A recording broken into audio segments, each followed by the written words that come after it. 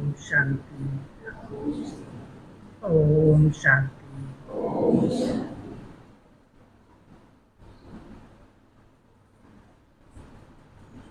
ये नमाज शाम का समय विशेष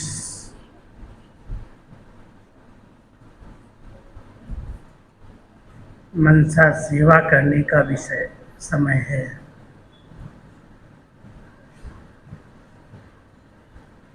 अमृत वेले बाबा से शक्ति लेते, वरदान लेते, स्वयं को भरपूर करते।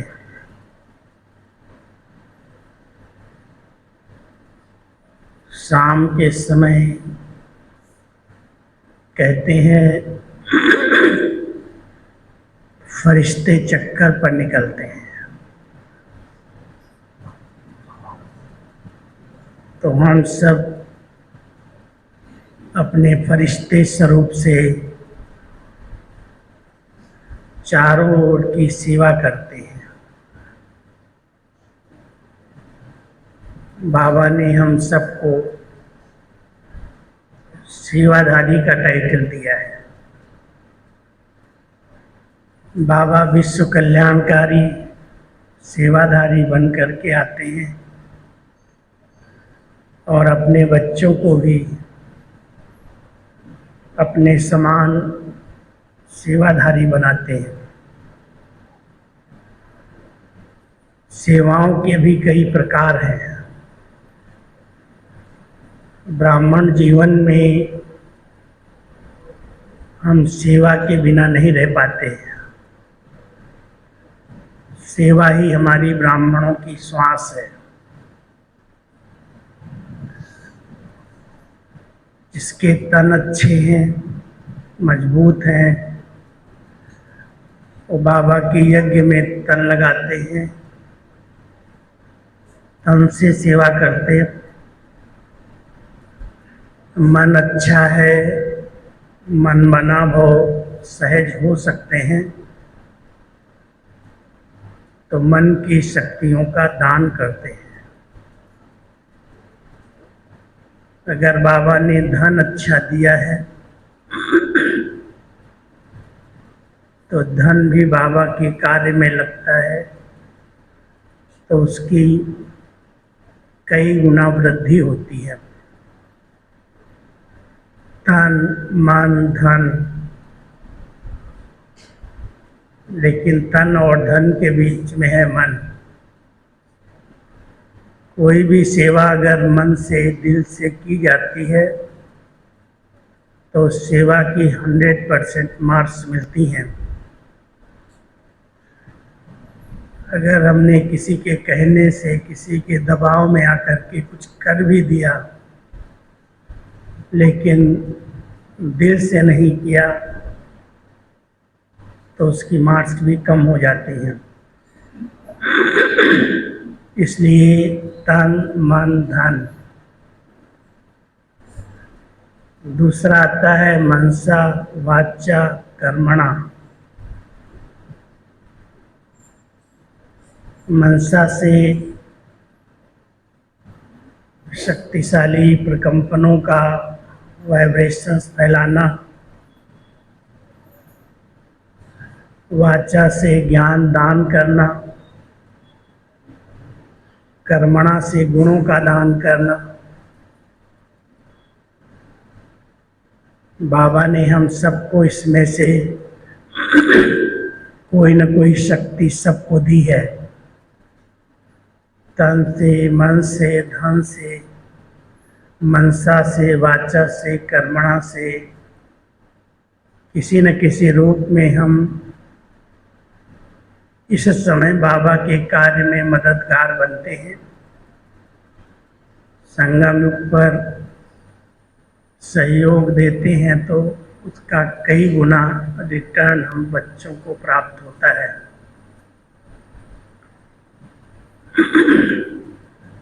बाबा अकेले भी सब कुछ कर सकते हैं,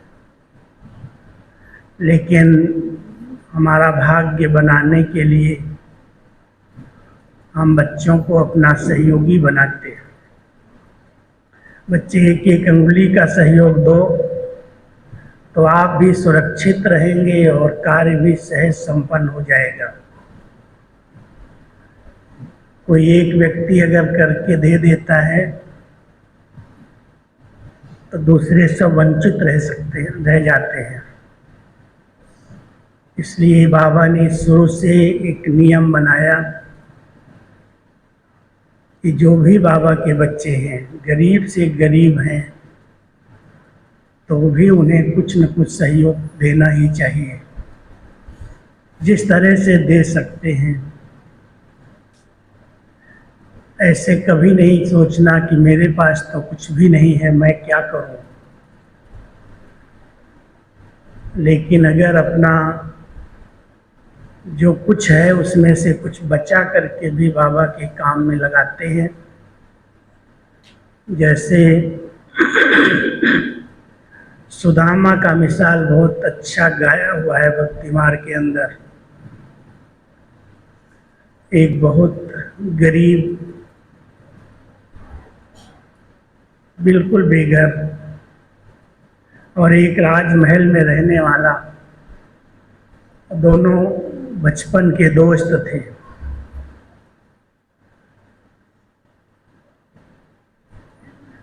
सुदामा अति गरीब और श्री कृष्ण राजमहलों में राज्य करने वाले।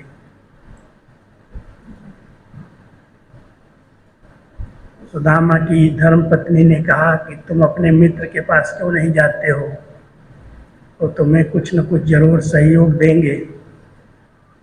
कहता है मैं तो नहीं जाऊंगा, मैं उनके सामने कैसे जाऊंगा, मैं इतना गरीब हूं, मुझे कौन पहचानेगा।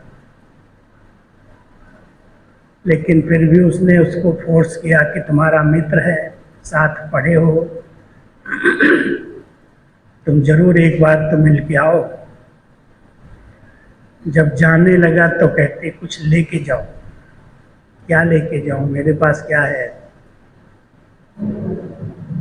तो बताते हैं एक छोटी सी चावल की पोटली बना करके और उसको दे दिया कि तुम अपने साथ रखना और जरूर उनको ऑफर करना। तो बेचारा वो चावल और मालपुआ खाने वाले के पास ले जाए, उसको क्या लगेगा। तो चावल की पोटली बना के यहाँ छिपा लिया बगल में। जब महल में पहुंचा तो द्वारपालों ने देखा ये कौन भिखारी आया, उसको धक्के देके निकालने लगे। लेकिन जब बार बार उसने कहा कि श्री कृष्ण मेरा बचपन का दोस्त है, मुझे मिलने दो, तो बताया जा करके ऐसे ऐसे एक भिखारी खड़ा है। तो श्री कृष्ण को पता चला कि अरे हमारा बचपन का दोस्त आया है। तो भाग करके गए, उसको गले लगाया, उसको अपने द्वार में, अपने दरबार में लेके आए, उसके पैर पोछे, बहुत भाव भगत किया और अचानक पूछ बैठे कि भाभी ने आपके साथ क्या भेजा मेरे लिए। अब उसको तो शर्म आ रही थी, क्या बताएं क्या भेजा। तो कहते हैं उसने उनकी बगल में जो पोटली थी चावल की उसको खींच लिया और बड़े प्यार से वो चावल निकाल के मुंह में रख लिए। एक मुट्ठी खाया, रिटर्न में उसको एक महल दे दिया। दूसरी मुट्ठी खाया, दूसरा महल दे दिया। जब तीसरी खाने लगा तो कहते हैं श्री कृष्ण के साथ रुक्मणी खड़ी थी, उसने छीन लिया। क्या कर रहे हो, सब कुछ दे दोगे क्या इसको। बड़ी वंडरफुल कहानी है ये। साकार में भी हमने बाबा को देखा, दादी जी को देखा। कोई भी गरीब से गरीब बच्चा बाबा के पास आता, उस समय गुड़गांव से बूढ़ी बूढ़ी माताएं आती थी बाबा के समय, और बिल्कुल सुदामा की तरह गरीब, अपने पोटली में चावल, चीनी, हल्दी, नमक छोटी छोटी पोटली बना के बाबा के पास लाती। बाबा, ये सुदामा के चावल आप सबको खीर बना के खिला देना। बाबा इतना प्यार से उसको लेते, बच्ची इसके रिटर्न में तुमको तो सत्ययुग महल ले जाएंगे। और उसी समय भोली दादी को बुला के कहते, जाओ बच्ची को ये चावल ले जाओ, ये चीनी ले जाओ, तुम खीर बनाओ और उस खीर में मिला दो। सबके पेट में एक एक दाना भी जाएगा तो इनको दुआएं मिलेंगी। मुझे याद है जब ज्ञान सरोवर बन रहा था, दादी जी ने पत्र लिखवाया था, पत्र तो मैं ही लिखता था, कि सभी ब्राह्मण 1-1 रुपए का सहयोग दें तो ज्ञान सरोवर सहज बन जाएगा। उस समय करीब 3 लाख बाबा के बच्चे थे और सबका सहयोग आना शुरू हुआ और ज्ञान सरोवर फटाफट निर्माण हुआ, बना। एक महाराष्ट्र की बहुत गरीब झाड़ू पोछा करने वाली माता मधुबन कभी नहीं आई थी, लेकिन उसको पता चला कि ज्ञान सरोवर बन रहा है और सब लोग 1-1 रुपया भेज रहे हैं, तो मैं भी अपना कुछ गुप्त सहयोग भेजूं। उसने इकट्ठा किया पैसा 1-1 रुपया करके और एक छोटी सी अंगूठी बनवाई। और जब दीदी उनकी टीचर मधुबन जाने लगी तो उनके हाथ में देकर कहती है कि ज्ञान सरोवर के लिए मेरी एक ईंट लगवा देना। और भावना से उसने दिया। और जब दादी जी को पता चला कि ऐसी गरीब माता ने इतने प्यार से बाबा के यज्ञ में ज्ञान सरोवर के लिए भेजा है, तो दादी जी वो अंगूठी पहन करके क्लास में सबको दिखाती हैं और उसको पहन के डांस करती। देखो बाबा के कितने गरीब से गरीब बच्चे इस ज्ञान सरोवर निर्माण में क्या नहीं कर रहे हैं, कितना सहयोग कर रहे हैं। इतनी खुशी, इतने नशे से बोला। कहने का मेरा भाव है कि बाबा गरीब निवाज है और हर एक बच्चे की 1-1 ईंट से बाबा का घर बना है, बनता है। कोई बच्चे हैं जो गुप्त रीति से भी करते हैं, लेकिन अधिकतर बाबा के यज्ञ में हर बच्चे का सहयोग आता है। कोई भी कार्य अगर सबके सहयोग से होता है तो वो बहुत सफल माना जाता है। अगर एक करता है तो दूसरा सोचता है ये करने वाला है, मैं क्या करूं। इसलिए बाबा ने एक सिद्धांत बनाया कि कोई भी स्थान बने, कोई भी सेंटर बने, कोई भी निर्माण कार्य हो तो केवल एक व्यक्ति न निमित्त बने, नहीं तो उसी का भाग्य बन जाएगा। हर एक का कुछ न कुछ सहयोग लगना चाहिए। बूंद बूंद से तालाब बनता है और उसी सिद्धांत से विद्यालय आगे बढ़ा है और अभी भी वही सिद्धांत कायम है, कर रहे हैं सभी बाबा के बच्चे। तो सबके सहयोग से सुखमय संसार बनता है। लेकिन समय पर समय बाबा हम बच्चों को कुछ इशारे करते हैं कि बच्चे एक समय आएगा आगे चलकर जो धन की आवश्यकता ही नहीं पड़ेगी, क्योंकि ये जो विस्तार हो रहा है, सेंटर्स बन रहे हैं, स्थान बन रहे हैं, समय प्रमाण ये सब स्टॉप हो जाएगा। विनाश की इतनी भयंकर लीला चलेगी, जो तन की सेवा, धन की सेवा, उसकी जरूरत नहीं पड़ेगी। केवल आपकी मनसा ही ऐसी है जो अंत समय में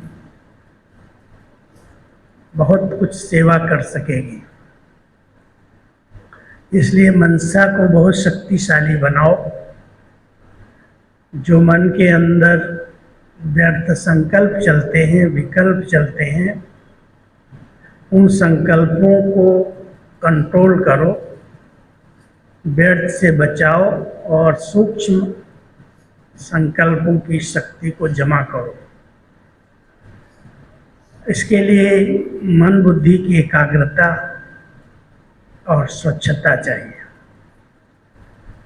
जितना शुभ भावना, शुभ कामना से मन भरपूर रहता है, बेहद की वृत्तियां रहती हैं, दृष्टि बेहद में रहती है, उतना हम मनसा द्वारा सकाश देने की सेवा कर सकते हैं। बाबा ने 68 में जब इस शब्दों का उच्चारण किया, मुरलियाँ चलाई हैं, तो उस समय विश्वकिशोर दादा थे, नाम सुना होगा। बाबा के बहुत अनन्य बच्चे थे, शुरू से लेकर के बाबा के हर कार्य में सहयोगी बने, राइट हैंड बन करके रहे, और लौकिक में भी बाबा के भाई के बच्चे थे, चचेरे। बिजनेस में भी जब बाबा को वैराग्य आया, एक धक से निश्चय हुआ, तो बाबा ने भागीदार के सामने अपने विश्वकिशोर दादा को लाया कि आप इनसे बात करो, जो देना है, जो करना है, ये करेगा, मैं तो चला। एक धक से बाबा ने विश्वकिशोर दादा को सब सौंपा अपना व्यापार, और बाबा वहाँ से हैदराबाद चले गए। कलकत्ता में व्यापार था।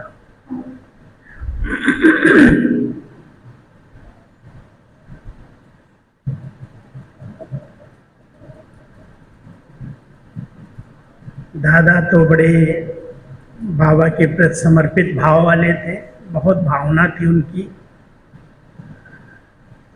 तो उन्होंने क्या किया कि भागीदार को समझाया कि तुम व्यापार करना चाहोगे? तो उसने कहा, दादा मुझे कुछ पता ही नहीं, ये जेवरात की कीमत क्या होती है, इसको कैसे परखा जाता है, मैं अभी व्यापार कैसे कर सकता हूँ?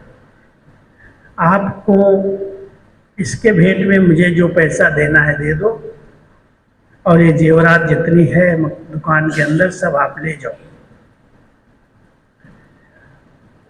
तो दादा ने उनको पैसा दे दिया, भागीदार को, बाबा के भागीदार को, और जेवर लेकर उनको बैंक में रख दिया। और दिन प्रतिदिन उस जेवरों से उसकी वैल्यू बढ़ती गई हर साल।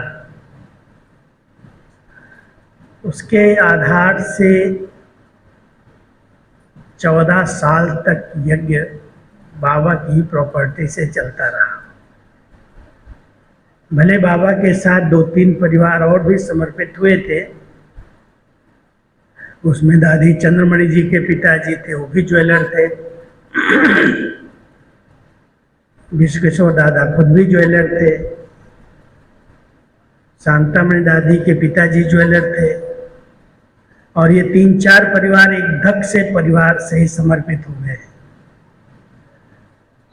तो सबकी प्रॉपर्टी बहनों के हाथ में आई, मम्मा के हाथ में आई, और मम्मा ने उसको बहुत विधि पूर्वक संचालन किया।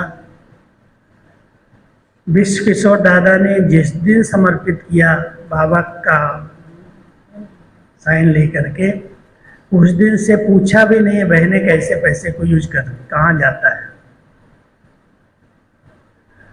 और बाबा का विश्व किशोर दादा पर बहुत फेथ था, बहुत फेथ कि जो करेगा वो अच्छा करेगा। जितने पेपर आए बाबा को पता न चलना चाहिए, बाबा से इतना प्यार, संरक्षक की तरह था। बाबा को एक बार बॉम्बे जाना था। बाबा बॉम्बे में किस ट्रेन में जाएगा, किस डिब्बे में जाएगा, दादा पहले जा करके हर डब्बे में बैठता था कि कौन सा डब्बा बहुत हिलता है, कौन सा डब्बा नहीं हिलता है। बाबा उसमें बैठेगा, बाबा को झटका नहीं लगना चाहिए, तकलीफ नहीं होनी चाहिए। अहमदाबाद से बॉम्बे, आबू से अहमदाबाद जो ट्रेन चलती थी, हर डब्बे में बैठ करके उसने ट्रेन में देखा कि कहीं ये डिब्बा हिलता तो नहीं है, किस डिब्बे में बाबा को बिठाना है, बुकिंग करनी है। इतना बाबा से प्यार था, समझ सकते हो। फिर बाबा को बॉम्बे जाना था, गाड़ी किसकी होगी, कौन गाड़ी में बैठेगा, तो उस समय ज्ञान में रमेश भाई की माँ चलती थी। रमेश भाई अकाउंटेंट थे ना, मैं चार्टर्ड अकाउंटेंट, शांता माता। उसने कहा कि बाबा आ रहे हैं बॉम्बे में, तो मैं अपने बेटे को बोलती हूँ, बहुत अच्छी गाड़ी चलाता है, ये बाबा को गाड़ी में ले जाएगा, लाएगा। दादा पहले ही गए, और जब फुल ट्रैफिक का समय होता था, रमेश भाई को कहते आज हमको उस ऑफिस में चलना है, ले चलो। और जब वहाँ पहुँचते तो कहते नहीं, मैं भूल गया, इधर नहीं, दूसरी जगह जाना है, वापस चलो। एक बार, दो बार, तीन बार, तो रमेश भाई तो बहुत बुद्धि वाले थे, तो पूछा दादा ये बताओ आप मुझे क्यों परेशान कर रहे हो? जब फुल ट्रैफिक का समय होता है तब गाड़ी ट्रैफिक के बीच में मंगाते हो, बार बार इधर उधर गाड़ी को दौड़ा रहे हो, कारण बताओ। तब दादा ने बताया रमेश भाई को कि आप की गाड़ी में जो बैठने वाला है वो कौन है, कौन आ रहा है, वो स्वयं भगवान का रथ है। मैं आपकी परीक्षा ले रहा हूँ कि आप गाड़ी कैसे हैंडल करते हो, किस तरह से चलाते हो, कहीं बाबा को झटके तो नहीं लगेंगे, चोट तो नहीं आएगी। मैं आपकी चेकिंग करता हूँ, लेकिन आप पास हो गए। बाबा गए, 2-3 दिन 4 दिन रहे बॉम्बे में, उसी की गाड़ी में बैठे और उसको साथ दे करके उसको ज्ञान में चला दिया, तो बाबा का बच्चा बन गया।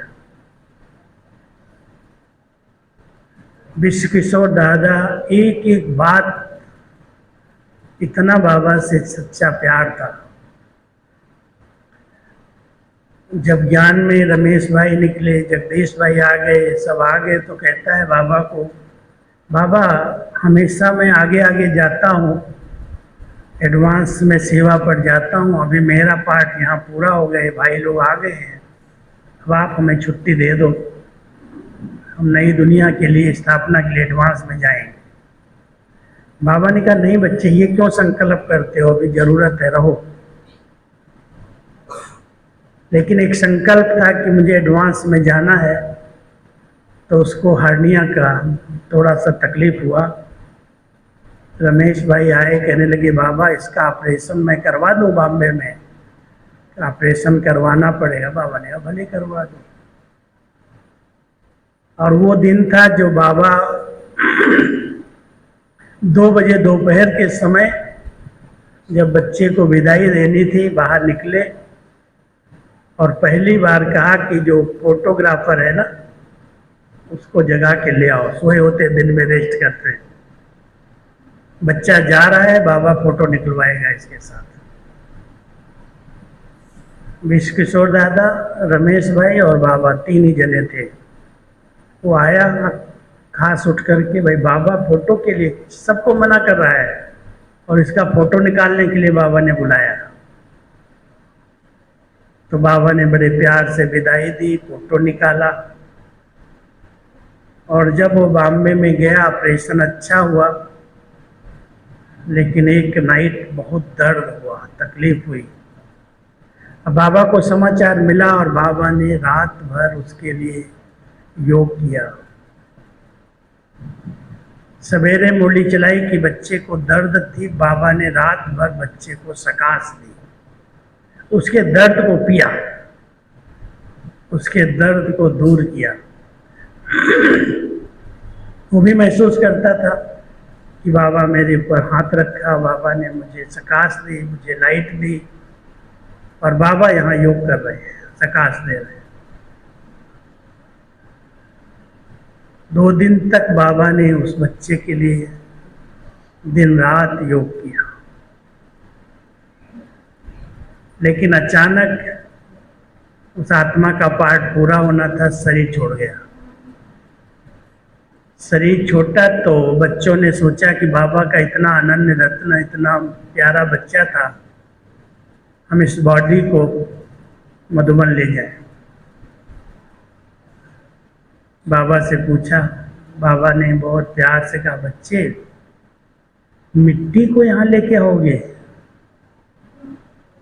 वहीं जला के खत्म करो, कुछ नहीं लाना। एकदम नष्ट हुआ। बाबा की लौकिक में बहू भी साथ में थी, संतरी दादी नाम था उनका, विश्वेश्वर दादा की युगल, बाबा ने उसकी शादी कराई थी। बाबा की बेटी निर्मल शांता दादी भी वहाँ थी हॉस्पिटल में सेवा में।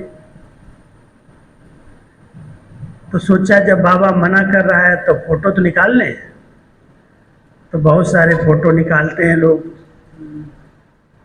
अर्थी में जब रखते हैं, संस्कार करते हैं, तो बहुत सारे फोटो निकाल करके और सोचा हम बाबा के पास जाएंगे, बाबा को दिखाएंगे, बाबा को बताएंगे। लेकिन जब मधुबन में आए तो बाबा इतना एकदम उपराम न्यारा, दिखाने की कोई की हिम्मत ही नहीं पड़ी। जब दिखाने चाहें तो बाबा ऐसे न्यारा हो जाए, बच्चे ये मिट्टी के फोटो क्यों दिखा रहे बाबा को? बाबा का बच्चा है, एडवांस में है, बाबा के पास है। इतना सूक्ष्म में भी लगाव नहीं, नष्ट हुआ, न्यारा प्यारा। फिर 13 दिन के बाद भोग लगा। शील इंदिरा दादी रहती थी बॉम्बे में, उस तन में वो आत्मा आई, प्रवेश हुई, और जो कागजात, जो डिपार्टमेंट वो संभाल रहा था, बहुत गुप्त रीति से जो कुछ कर रहा था, कोई को पता नहीं था। वो शील इंदिरा दादी के अंदर भोग के समय आया, सबसे मिलन बनाया, और बाद में बताया कि ये कागज यहाँ रखे हैं, इसमें साइन किए हुए हैं, इसमें साइन नहीं हुए हैं, इसको ईशु दादी साइन कर सकती है, ये सब कागज देख लेना, और ये जो कार्य रह गया है अब ये इसको इस तरह से चलाना। शरीर छोड़ने के बाद डायरेक्शन दे रहा है। ऐसी श्रेष्ठ आत्मा जो बाबा का अनन्य रत्न था, उसको बाबा ने बहुत प्यार से, दिल से सकाश दी, शुभ भावनाएं उसके लिए रखी, उसके दर्द को दूर किया। कई बाबा की ऐसी बांधेली बच्चियां बाबा को याद करती, पत्र लिखती, तड़फती, रोती, और बाबा के पास ऐसे वो पत्र आते तो बाबा उनके लिए रात भर योग करता। मेरी बच्चियों पर इतनी मार पड़ रही है, इतना लोग तंग कर रहे हैं, मैं को नींद कैसे आ सकती है? बाबा उन बच्चों को जग जग करके रात भर लाइट देते, सर्च लाइट देते, करंट देते, और फिर अपनी मुरली में आकर के उसका वर्णन करते कि बच्चे ऐसे ऐसे बाबा के पास समाचार आया, बाबा ने उसके लिए ऐसे योग किया। और जिनके प्रति योग करते उनको भी पता चलता, महसूस होता, वो भी कहते बाबा आज मेरे पास रात को आए थे, बाबा ने मेरे सिर पर हाथ फेरा, बाबा ने मुझे शक्ति दी, मदद की, मैं ठीक हो गई। उनका रोना बंद हो गया। बाबा ने पूछा नहीं, इंक्वायरी नहीं की, लेकिन एक बहुत सूक्ष्म रीति से उनको सामने इमर्ज करके बेहद की दृष्टि से उन आत्माओं को सहयोग दिया। हम सभी भी बाबा के बच्चे मन को इतना शक्तिशाली बनाएं, शुभ भावनाओं से संपन्न। शुभ भावनाओं में बहुत बड़ी शक्ति है, असंभव को भी संभव कर सकती है। और शुभ भावनाओं की शक्ति बहुत जल्दी कहीं न कहीं कैच होती है। आपने पहले जमाने के ऋषि मुनियों की शायद कहानियां पढ़ी हो। पहले जो संत होते थे ऐसे बैठ जाते थे, उनके भक्त कोई भी उनको याद करता था तो एक स्थान पर बैठे हुए उनको मदद कर देते थे, सहायता दे आते थे। और उनको ये अनुभव होता था कि हमारे गुरु जी हमारे पास आए थे, हमें मदद की, आशीर्वाद दिया, हमारे सिर पर हाथ रखा। ये बहुत सूक्ष्म मनसा सेवा है। अभी वर्तमान समय जब सब प्रकार की सेवाओं का समय पूरा हो रहा है, अभी तक बाबा कहते हैं बच्चे तीनों सेवाओं को कंबाइन करो। अगर कोई सामने आता है, वाचा सेवा कर रहे हो, ज्ञान सुना रहे हो, तो मनसा बहुत शुद्ध शक्तिशाली हो, उस आत्मा के प्रति बहुत शुभ भावना हो, इस आत्मा का भला हो, इस आत्मा का कल्याण हो, ये बाबा को पहचाने, अपना जन्म से अधिकार प्राप्त करे।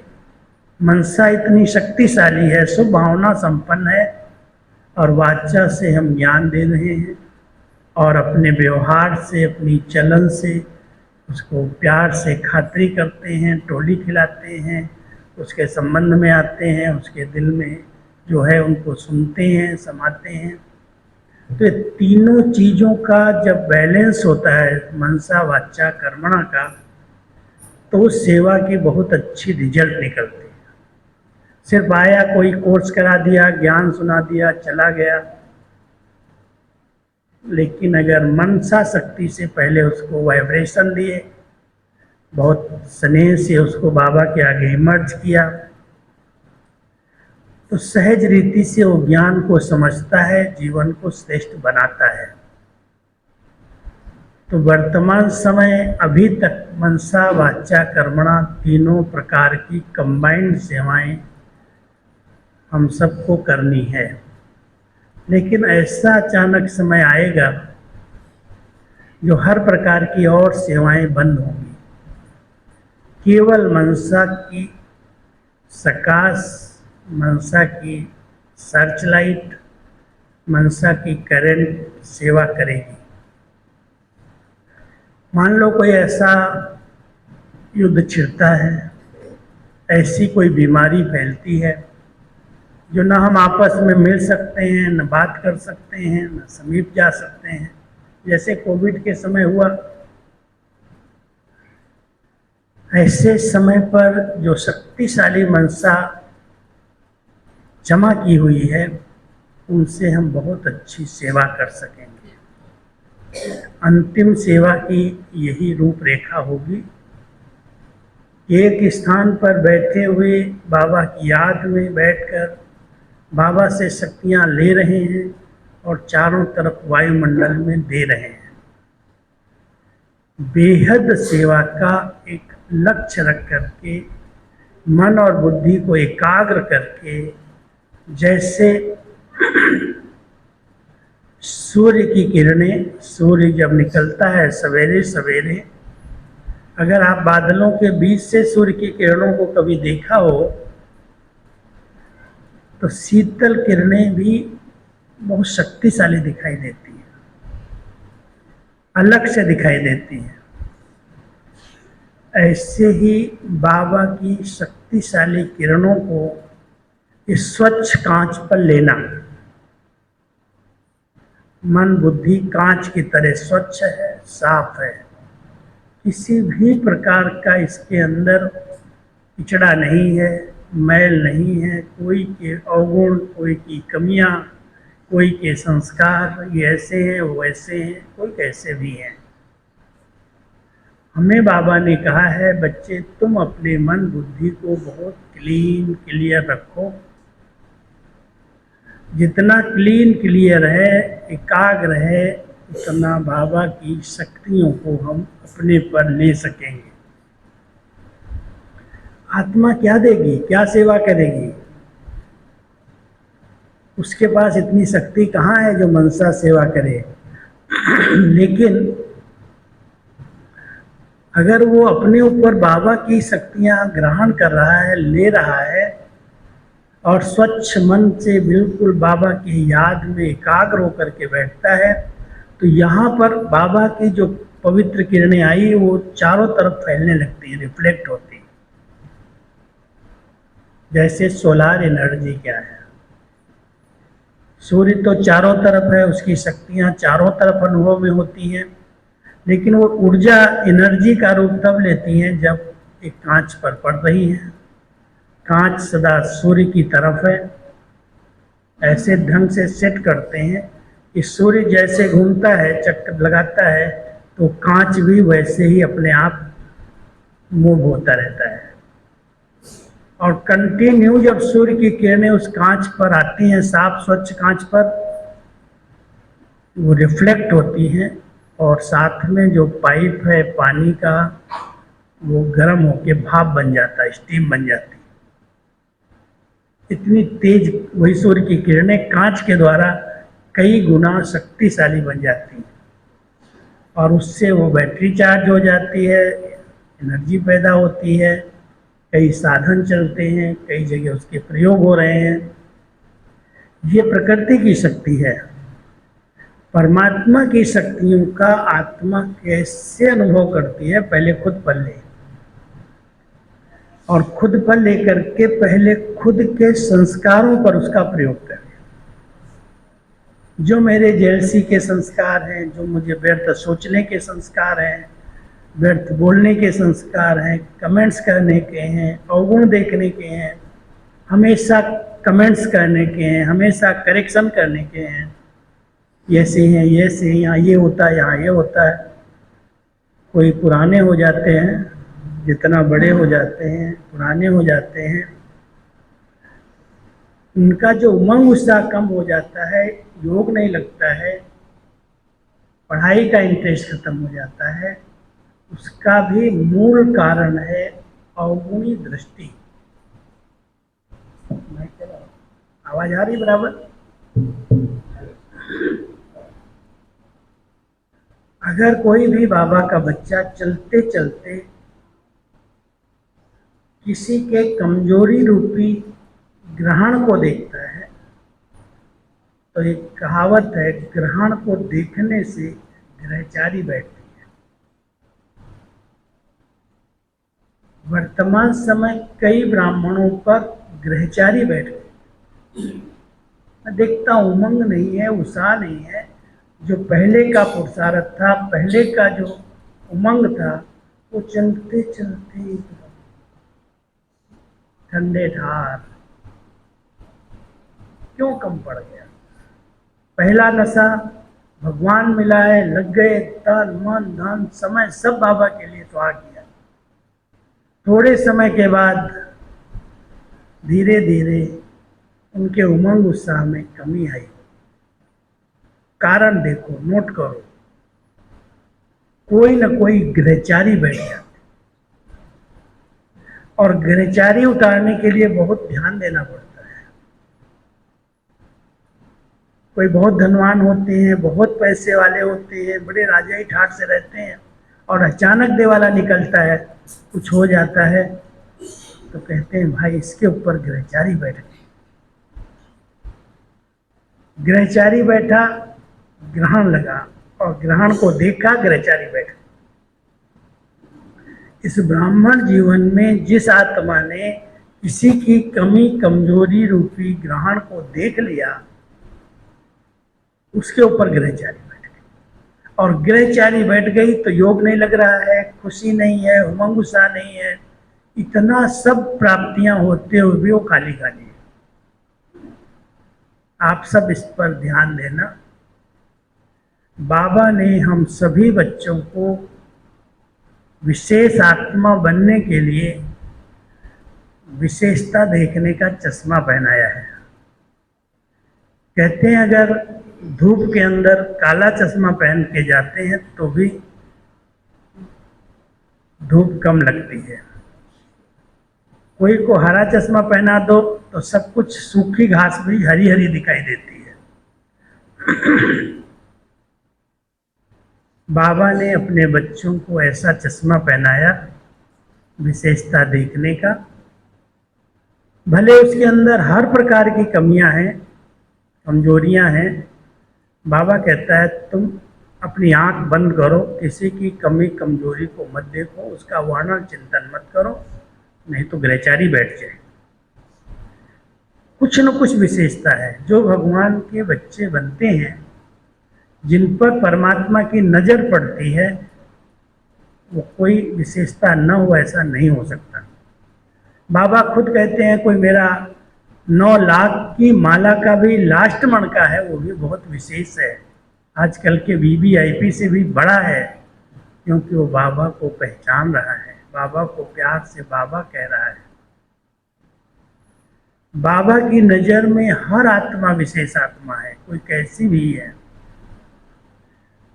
तो हम बाबा के सब बच्चे मनसा सेवा करने की शौक तो रखते हैं, लेकिन जब हर आत्मा को निर्दोष दृष्टि से देखेंगे, हर आत्मा विशेष आत्मा है, उस विशेषता की नज़र से देखेंगे, हर एक के प्रति शुभ चिंतक वृत्ति रखेंगे,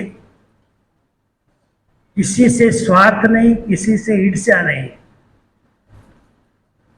अगर स्वार्थ से योग कर रहे हैं कि इसको हम सकाश देंगे, ये ज्ञान में चलेगा, ये सेंटर बना के दे देगा, ये सहयोग दे देगा, ये मदद करेगा, ये कर देगा, वो कर देगा, ये सब स्वार्थ वाली सेवा है, ये हदें हैं, ये मनसा सेवा की विकृति है।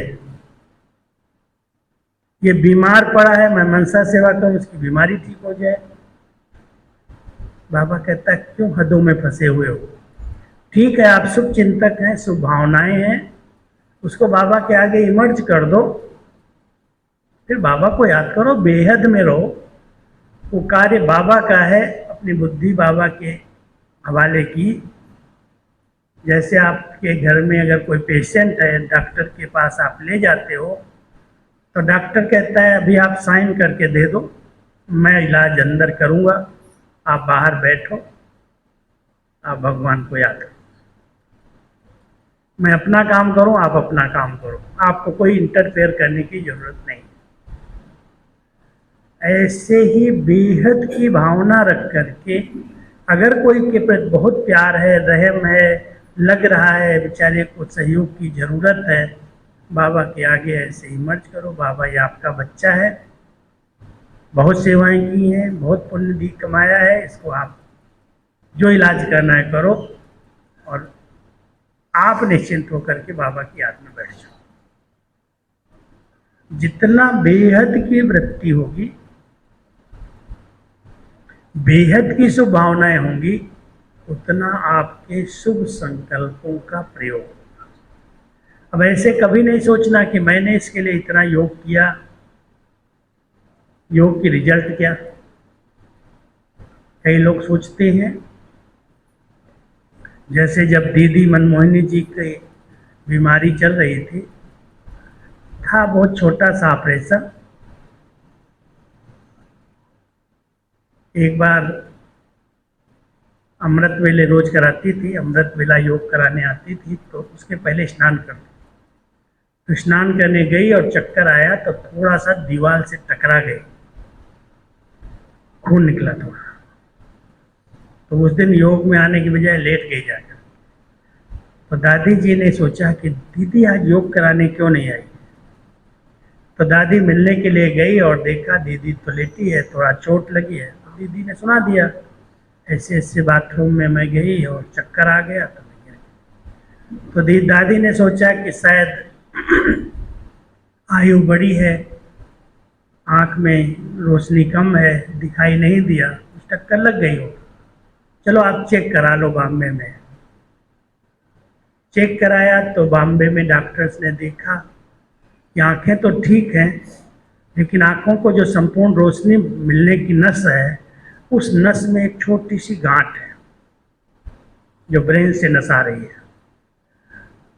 इसका ऑपरेशन करेंगे, ठीक हो जाएगा, कोई बड़ी बात नहीं है, 5-7 मिनट 10 मिनट का ऑपरेशन है। लेकिन दीदी को तो वैराग्य था, दीदी तो एवं रेडी थी, तैयार थी, वापस घर जाना है, मंत्र था। ऑपरेशन हुआ और वो कोमा में चली गई। करीब 15-16 दिन कोमा में रही। और यहाँ से मधुबन से बार बार डायरेक्शन जाए, आप सब बाबा के बच्चे कम से कम मुरली क्लास के बीच में 15 मिनट योग करो, डायरेक्शन पर डायरेक्शन मधुबन से जाए। और पूरा ब्राह्मण परिवार उनके लिए योग कर रहा था, क्योंकि बहुत सबका स्नेह था।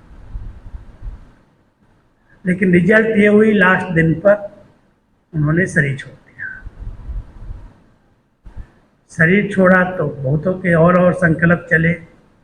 एक ब्राह्मणों का ये संकल्प चला कि मैंने दीदी के लिए इतना योग किया, दीदी बची नहीं, हमारा योग बेकार हो गया। बाबा को तो पता चल जाता है बच्चे क्या क्या सोचते हैं। तो बाबा ने मुरली चलाई, पहले आए और कहा, बच्चे संकल्प कर रहे हैं कि हमने योग किया, इतनी मेहनत की, इतनी दिन से योग किया, उसका कुछ भी प्रभाव नहीं पड़ा और दीदी शरीर छोड़ गई। तो बाबा ने कहा, बच्चे तुम्हारा योग, बच्चों का योग कभी बेकार नहीं जाता। योग की शक्तियां अपना काम अपने आप करती हैं। तुमने अपना समय सफल किया, अपने संकल्प शक्तिशाली बनाए, अपनी भावनाएं ऊंची बनाई, और इसके परिणाम स्वरूप दीदी को शरीर छोड़ करके जिस स्थान पर जाना है, उस स्थान के वायुमंडल को परिवर्तन करने के लिए, उस माँ को शक्ति देने के लिए, उस गर्भ को साफ करने के लिए, पवित्र करने के लिए आप बच्चों के योग के वाइब्रेशन बहुत मदद किया। कहाँ की बात कहाँ उठाया बाबा ने? दीदी को बचाने के लिए तुमने योग नहीं किया, वो तो आत्मा का पार्ट पूरा हो तो जाना ही है।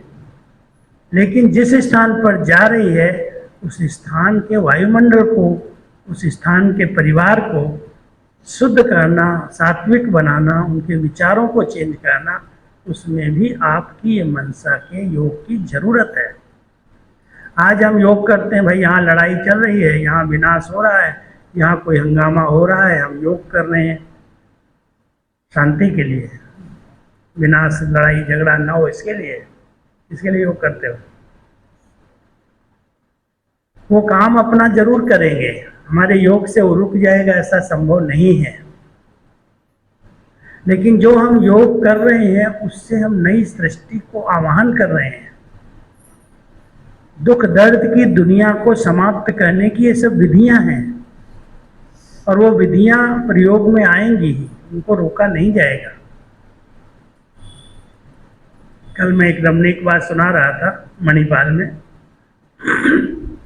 एक बार हमारे पास 8-10 बड़े अच्छे अच्छे अधिकारी आए थे, बहुत प्लान लेकर के, गांव के विकास के लिए हम ये करेंगे, ये करेंगे, ये करेंगे। तो हमको सुनाया, तो हमने कहा चलो बड़े भाई साहब को सुनाते हैं। तो हम उनको ब्रजमोहन भाई के पास ले गए, और ब्रजमोहन भाई बहुत रमणीक थे, हंसाते भी थे, उत्तर भी बहुत ऐसा देते थे, वकील भी थे।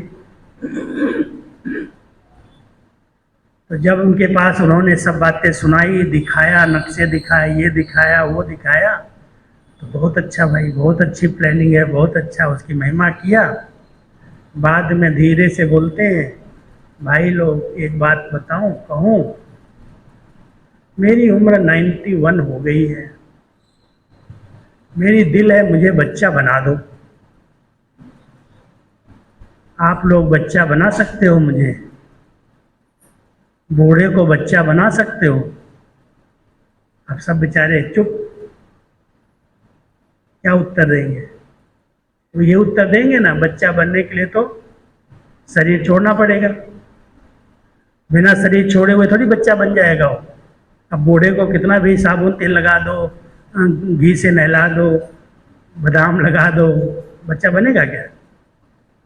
वो तो जाएगा ही, शरीर छोड़ेगा ही। तो उन्होंने बड़े प्यार से कहा, ये सृष्टि वृद्ध हो गई है, पुरानी हो गई है, इसको कोई भी व्यक्ति कितना भी अच्छे अच्छे प्लान बना लो, इसको बचाना संभव नहीं है। इसको तो जाना ही है, ये बूढ़ी हो गई है। और इसको नया बनाने के लिए परमात्मा का कार्य चल रहा है, विनाश फिर स्थापना। इसलिए विनाश संभव है, होना ही है। आप प्रयास कर रहे हो, प्रयत्न कर रहे हो, अच्छी बात है। जो बच सकता है, जो सुधर सकता है उसको सुधारो, लेकिन इतना नहीं उसके पीछे लग जाओ, पूरी एनर्जी उसके पीछे लगा दो, इसकी जरूरत नहीं है। इस बात को समझना कि हम जो योग कर रहे हैं वो किसके लिए कर रहे हैं? सृष्टि को बचाने के लिए कर रहे हैं या सृष्टि को विदाई देने के लिए कर रहे हैं? जब तक कलयुग विदाई नहीं लेगा तब तक सतयुग आएगा कैसे? ब्राह्मण आत्माओं के योग के पीछे भाव क्या है? क्यों हम तपस्या कर रहे हैं? इस वायुमंडल में प्रकृति के पांचों तत्व जो अभी अपना बहुत विकराल रूप दिखा रहे हैं, इनको हम शांत नहीं कर रहे हैं। वो अपने विकराल रूप से परमात्मा के कार्य में सहयोगी बनेंगे, लेकिन वो फिर से अपने सत्व प्रधान स्टेज में आ जाए। आत्मा, प्रकृति और परमात्मा, इन तीनों का एक खेल है, चक्र है। और इस चक्र के अंदर आत्माओं के तमो प्रधान बनने से प्रकृति तमो प्रधान बन गई, उसका दुरुपयोग किया, उसका अत्यधिक प्रयोग किया, उसके विचार अशुद्ध हुए, विचारों के साथ साथ प्रकृति अशुद्ध हो गई। अब आत्मा अगर पावन बनेगी, शुद्ध बनेगी, सत्व प्रधान बनेगी, तो उसके वाइब्रेशन प्रकृति को भी ऐसा बना देंगे। लेकिन इस कलयुग में वो प्रकृति सत्व प्रधान बन करके दासी बनेगी, सहयोगी बनेगी, संभव नहीं है। वो देवताओं की दासी होगी। हम देवता बने, प्रकृति हमारी सहयोगी बन जाएगी। तो हम सबकी जो मनसा सकाश है, जितनी पावरफुल योग की स्थिति बनती है, मैं और मेरा बाबा एकाग्रता का अभ्यास होता है, उतना बाबा की करंट आती है और चारों तरफ वायुमंडल में फैलती है। कई आत्माएं अशांत हैं, दुखी हैं, परेशान हैं, सहन करने की शक्ति नहीं है, ऐसी ऐसी घटनाएं, दुर्घटनाएं हो रही हैं, अचानक अकाले मृत्यु हो रही है। उन आत्माओं को सांत्वना दे। मृत्यु से नहीं बचा रहे हैं हम, लेकिन उस सीन को सहन करने की शक्ति आत्मा को प्राप्त हो, उसमें और उलझ न जाए, क्या हुआ, कैसे हुआ। कितने लोग परेशान हो जाते हैं। तो हमारे शांति के, पवित्रता के, शक्ति के प्रकंपन सकाश के रूप में उनको मिले और वो आत्माएं अपने को धैर्यता से उस सीन का सामना कर सकें, उसको सहन कर सकें, उसको सहज पार कर सकें। वो शक्ति देने का कार्य हमारी मनसा सकाश करती है। तो मनसा जितना पावरफुल है, एकाग्र है, स्वच्छ है, उतना सकाश फैलती है। और जितनी बहुत शुभ भावनाएं हैं, जितनी आत्माएं इस वायुमंडल में भटक रही हैं, उन सब को सही मार्ग देने के लिए सर्च लाइट की जरूरत है। लाइट हाउस की स्थिति है। जितना हम ऊंची स्थिति में स्थित होकर के योग करते हैं, तो हमारे जो वाइब्रेशंस हैं, हमारे जो प्रकंपन है, वो एक लाइट का काम करते हैं। और वो लाइट अंधकार में भटकती हुई आत्माओं तक पहुंच करके उनको रास्ता दिखाती है, इस मार्ग पर जाना है, यहाँ से हमारी गति होगी, यहाँ से हमारी सदगति होगी। वो सर्च लाइट की स्टेज भी योग की और इस पावरफुल स्टेज है,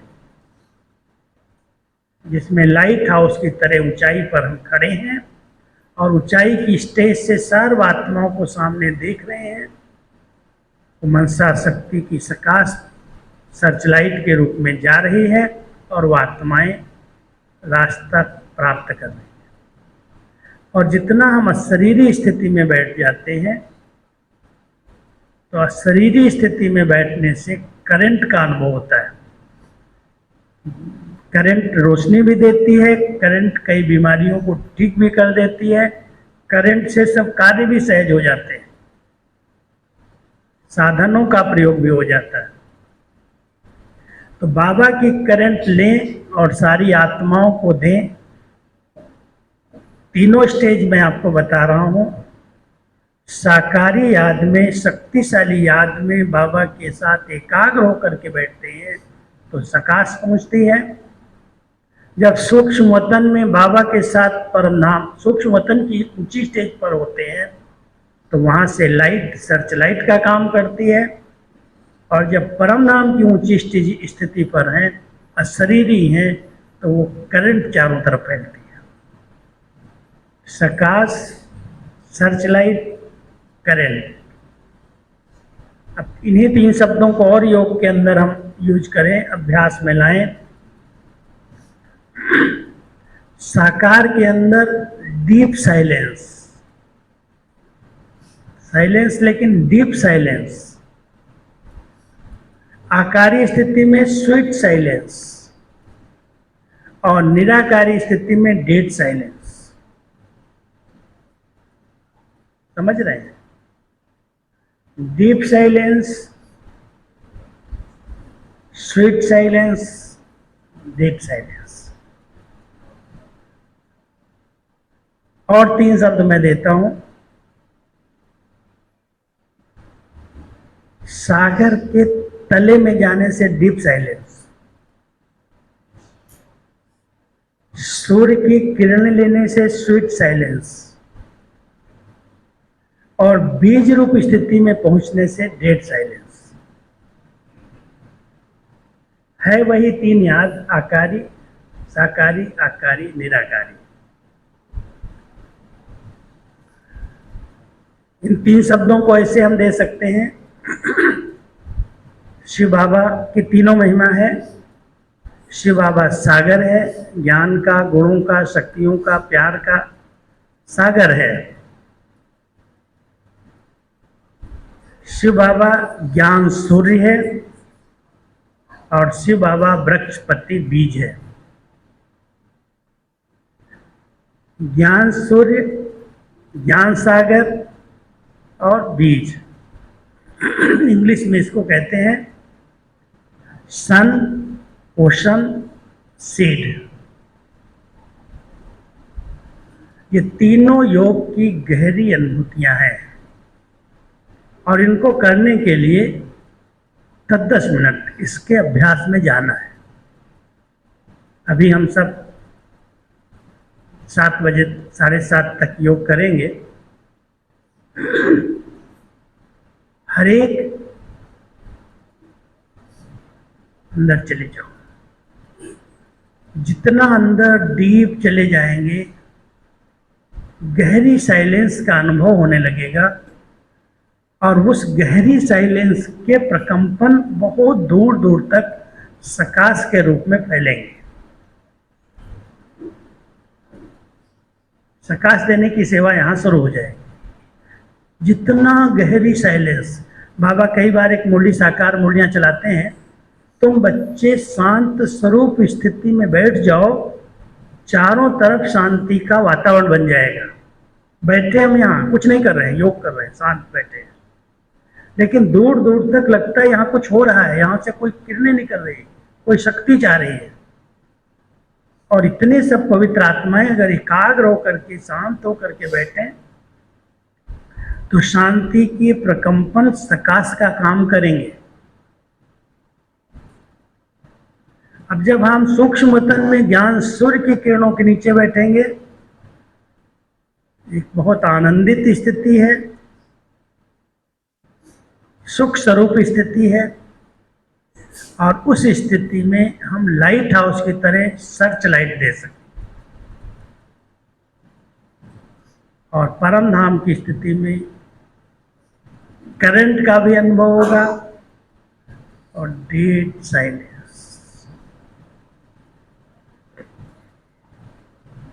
तो हम सबकी ये नमाज शाम का समय ऐसी पावरफुल योग करने का समय है। जो भी यहाँ बैठे हैं, मैं एक आग्रह करूँगा, कोई भी बीच में हिलेगा नहीं, एकाग्रता बहुत जरूरी है।